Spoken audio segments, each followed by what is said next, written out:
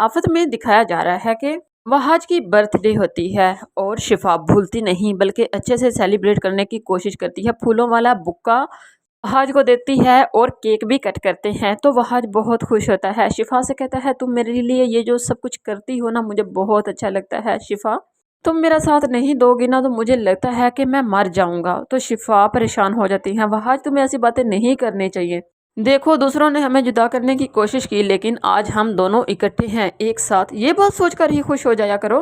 दूसरी तरफ मैनेजर वृषा को इन्फॉर्म करने आता है कि मीटिंग है। तो वृषा कहती है मीटिंग का क्या शेड्यूल है और किसके साथ है। मैनेजर उन्हें बताता है कि हमारी कंपनी दिन ब दिन नीचे जा रही है और वहाज साहब की कंपनी बिल्कुल छोटी है और दिन ब दिन अप होती जा रही है, उनके शेयर्स अप हैं हमसे। ऋषा वो फाइल ले लेती है, लैपटॉप में चेक करती है या फिर शायद वो चोरी से जाती है मुख्तार साहब के कमरे में और उनके जो शेयर्स होते हैं ना उनके मोबाइल में पिक्चर्स बना लेती हैं। उसके बाद वो अपने डैड महमूद के पास जाती हैं और उन्हें मोबाइल में वो तस्वीरें दिखाती हैं। तो महमूद साहब अपनी बेटी को शाबाश देते हैं, शाबाश मेरी जंगली बच्ची, तुमने बहुत अच्छा किया। यही वो मौका है जब हम मुख्तार को हल्का सा धक्का देंगे ना तो वो जमीन पर आ गिरेगा। वृषा कहती है एक परेशानी वाली बात है। मुख्तार साहब कहते हैं सॉरी महमूद साहब कहते हैं क्या। तो वृषा ने बताती है कि शेयर्स बहुत नीचे डाउन हैं, थोड़े हैं।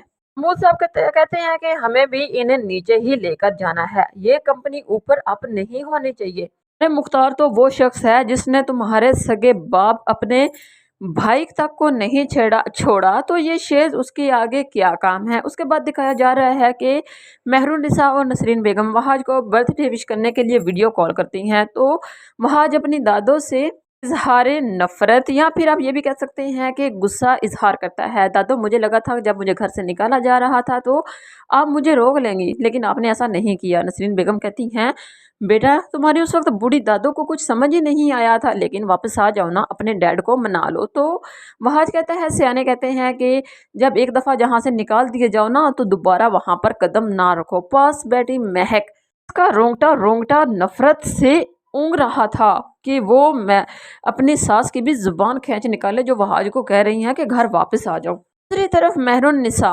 महक से कहती हैं कि तुम होश में तो हो, अपनी बच्ची को क्या सिखा रही हो, क्यों उसके एहसासात से खेल रही हो, क्यों नफरत डाल रही हो उसके दिल में। तो महक कहती है मैं उसका इजहार से पूरा पूरा हक लेना चाहती हूँ, अपनी बच्ची को हक दिलवा कर रहूँगी। अब पूछे इस बदी बीबी से कि तुम्हारी बेटी का किसने हक मारा है।